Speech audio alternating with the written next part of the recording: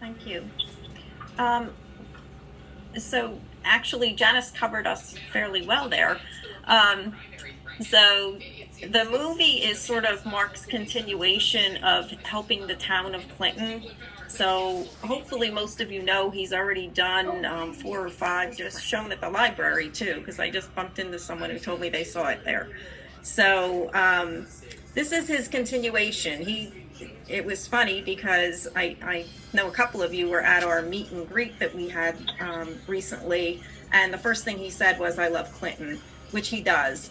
So his goal is to help the community spirit as well as help to bring more people into Clinton to help with the shops and anything else he can do, honestly. So he's written the film. We're ready to move forward. It's his idea behind this was get everybody in the community involved.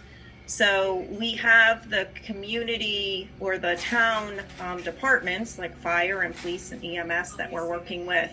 We've got shops included, of course, City Spot, but we've got Just Chill, and we've got the Red Mill, whom we're very dependent upon, the art museum, and others that are involved.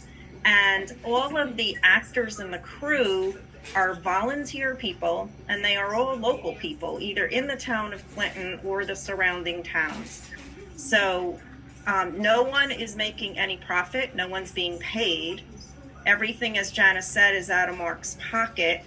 And what he's hoping to do is when we get to the premiere part, once we're all done, is, sell tickets to the premiere and any other showings. And then if he's lucky enough that someone wants to pick it up and buy it, that would be lovely.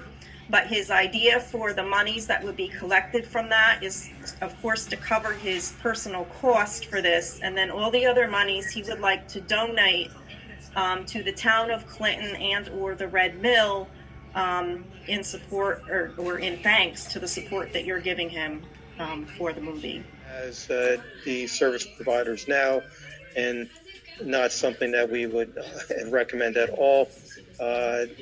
You're losing all control of basically what occurs in the town of Clinton for fire protection, fire prevention, and fire suppression. So the last option that we entertained was creating a fire tax district, which would be a separate than the fire company. The fire company, as we had explained in our meeting we had at the firehouse with the council, the fire company would stay intact as an entity. The funding source, though, would be a municipal tax fire district. And we dove into that ad nauseum on what that would mean to the residents of the town of Clinton and how to move forward with it. And we hashed out what an operating budget or what a requirement, a fiscal requirement would be. For such, we came in the ballpark of $490,000 that would enable the fire company to run fire suppression and fire prevention. It wouldn't include the building. The building would stay under the ownership of the fire company, but the space that would be required for the fire apparatus and fire suppression would be basically back rented to the fire district. Can everybody hear me? Yep, we can hear you. All right. Thanks for having us. As Sherry had said, we had met several times to kind of troubleshoot the issue that we had presented a while back to the council here about a sustainable source of funding. We did look at several options. The first option was status quo, just continue with what we're doing. That was vetted out. It's not sustainable. The fundraising efforts are sporadic. We have tried various different methods of fundraising, different options, and we're always looking for other ideas, but they just don't turn the revenue that we would need to keep going into the future or at the level that we're able to sustain with personnel-wise. The next would be to reach back out to the municipality, to the town of Clinton, for a larger appropriation.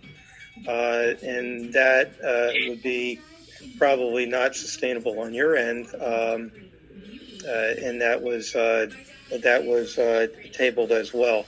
The other option is a shared service, but basically with a shared service, your contracted town of Clinton would contract out to a neighboring municipality that would be willing to enter into agreement for fire service, fire prevention, fire protection. We will be in person for the first meeting in June. We will be at the fire department, though, because we're going to have a town hall around questions with the fire district. And then secondly, for those of you that were looking at the agenda that was on the website, I apologize.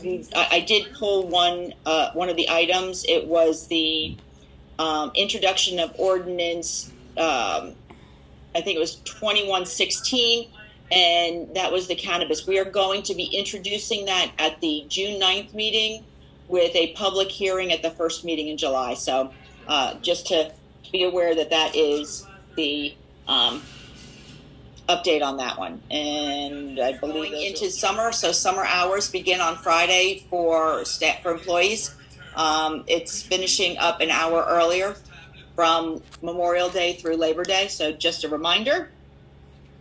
I want to thank Megan Trapp-Hagen's third grade class for the lovely thank you notes that I received. So I want to know that I do a shout out to them. Everyone, just so you're aware, New Jersey Institute of Local Government Attorneys is hosting along with the League, is hosting a We're Not in Kansas Anymore, Understanding the Yellowbrook Road to Diversity, Equity, and Inclusion